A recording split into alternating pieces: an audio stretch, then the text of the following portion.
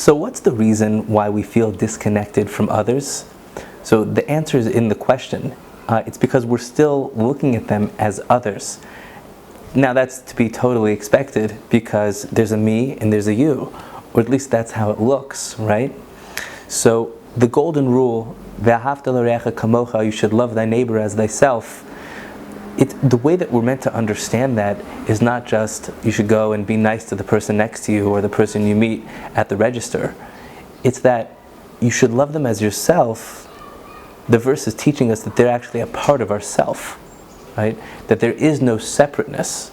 It may look like separateness. It may look like we're different and that there's a distance, but we are trusting something that's only on the surface layer.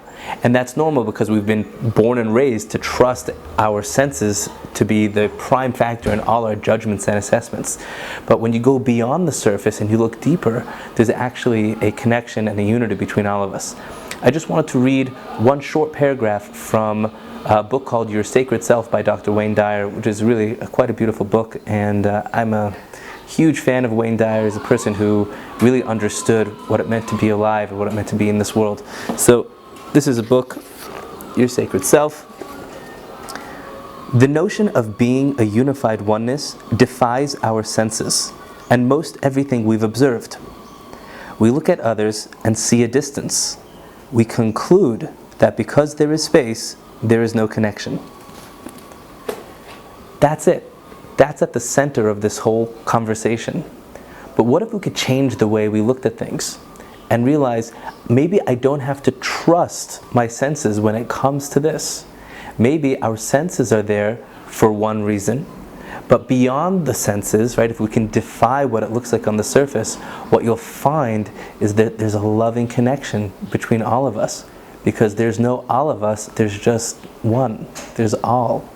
So there's no you and me as much as there's an us, as there's a higher I, a capital S in self, our higher self, the collective consciousness.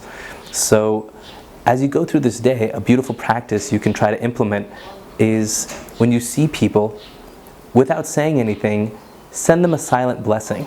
That means in your mind, think positive thoughts for them, wish them well.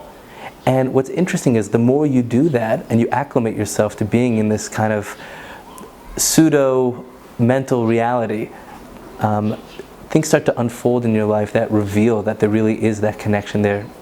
And we're sending energy out to people whether we like it or not. So instead of sending out thoughts of judgment and separation, why not try sending out thoughts of love and connection and see how that makes you feel and watch how your life starts to unfold when you do that. Wishing you a wonderful day.